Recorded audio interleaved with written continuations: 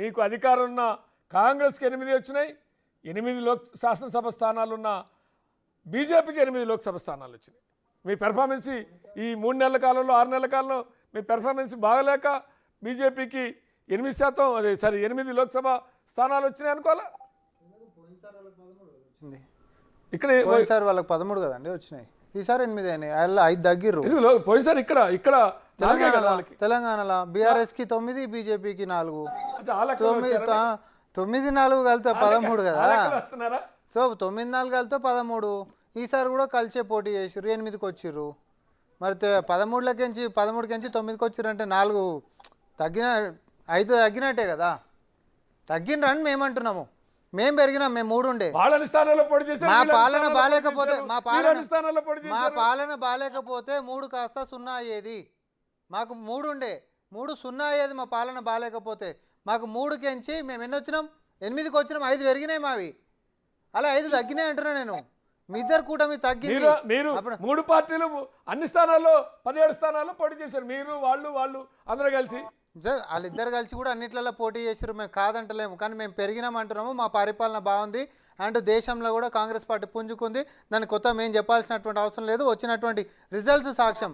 Point number 1 ఏంటిది అని అంటే, విశ్వగురువు లెక్క చిత్రీకరించబడి ప్రజలకు ముందుకి అబద్ధాలతో ప్రాపగాండాని మాత్రమే నమ్ముకున్నటువంటి బీజేపీ సొంత కాళ్ళ మీద ఈరోజు తన సొంత శక్తితోటి అధికారంలో లేదు, అధికారాన్ని చేరుకోలేదు, రేపొద్దున ప్రభుత్వాన్ని ఏర్పాటు చేయలేదు. ఇది పాయింట్ నెంబర్ 1.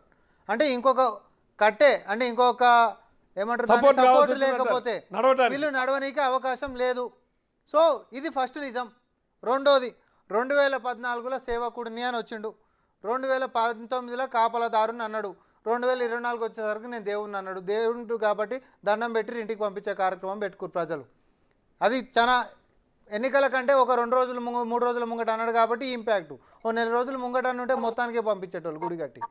సో ఎప్పుడైనా అహంకారం అనేటటువంటిది మనిషికి 400 పార్, కాంగ్రెస్ ముక్త భారత్, ఏదున్న మోడీకి గ్యారంటీ, వ్యక్తి పూజకి వ్యతిరేకం అని చెప్పేటటువంటి ఆర్ఎస్ఎస్, సంఘటనమే శక్తి అని నమ్మేటటువంటి ఆర్ఎస్ఎస్ ఒకటే వ్యక్తిని నమ్ముకొని ఈరోజు మొత్తం ఎన్నికలకు పోయినటువంటిది. ఈరోజు వాళ్ళ ఆర్ఎస్ఎస్ వాళ్ళే మాట్లాడుతారు కొన్ని ట్విట్టర్ హ్యాండిల్స్లలో.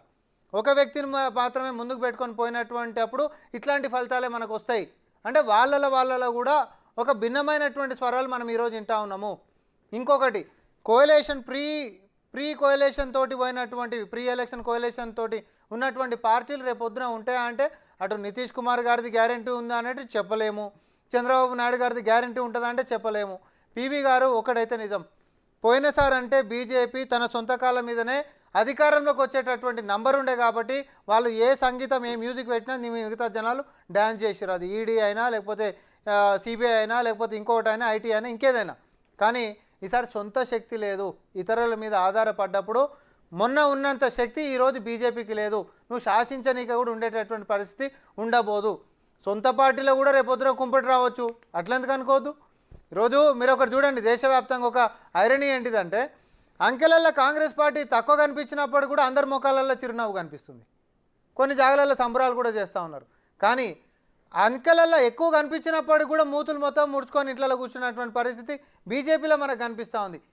ఎందుకు వచ్చింది ఇది అని అంటే, మొత్తానికే మనం వచ్చేసినాము, మొనపలి ఉంది, కాంగ్రెస్ అనేది లేదు, మొత్తం అయిపోయిందని. నిన్న సాయంత్రం దాకా మేము ఎవరమన్నా ప్రశాంతంగా నిద్రపోతే వీళ్ళని మాత్రం ప్రశాంతంగా నిద్రపోనివద్దు అనేటటువంటి కుట్రతోటి వీళ్ళ యొక్క ఎగ్జిట్ పోల్ చూపించినటువంటి నంబర్లు ఒక్కడంటే ఒకడు ఒక 90 దాటిపించినాడు సార్.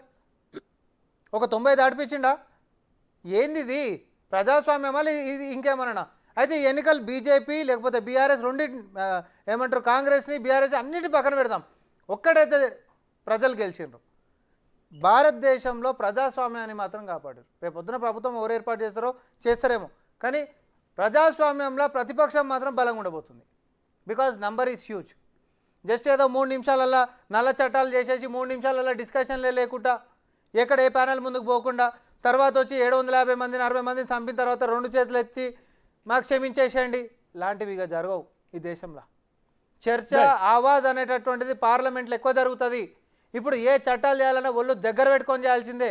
ప్రజలకు పనికొచ్చేటటువంటి చేస్తారు, క్రోనీ క్యాపిటల్స్లకు ఫుల్ స్టాప్ పడుతుంది. ఇప్పుడు అంత స్వేచ్ఛా స్వాతంత్రాలు బీజేపీకి ఉంటాయా? ఎందుకు అడిగిరు? రాజ్యాంగాన్ని మార్చేయచ్చు, నచ్చిన వాళ్ళకి ఏమంటారు ఈ ఈ సోకాల్డ్ ప్రైవేట్ వాళ్ళకి దోషపెట్టుకోవచ్చు, వీళ్ళకి నచ్చినట్టుగా ఏదైనా చేసుకోవచ్చు అన్నారు. కానీ ప్రజాస్వామ్యాన్ని ఎండ్ ఆఫ్ ద డే రాజ్యాంగాన్ని ప్రజాస్వామ్యాన్ని కాపాడిరు. గదే కదా గౌరవనీయులు ముఖ్యమంత్రి వర్యులు రేవంత్ రెడ్డి గారు చెప్పిండ్రు. ఆయన ఏ రోజే చెప్పిండు. రైట్. ఒకసారి శేఖర్జీ, ఇక్కడ ప్రధానంగా మళ్ళీ అక్కడికే వస్తుంది. అంటే నా గ్యారంటీ బీజేపీ ఎన్నికల మేనిఫెస్టోనో బీజేపీ గ్యారంటీనో కాదు, మోడీ గ్యారంటీ అనేటువంటి చర్చ ప్రధానంగా. రెండోది, నన్ను దేవుడే పంపించాడు అనేటువంటిది. చివరికి దేవుడు పంపిస్తే వచ్చా మీకు నా గ్యారంటీ బీజేపీ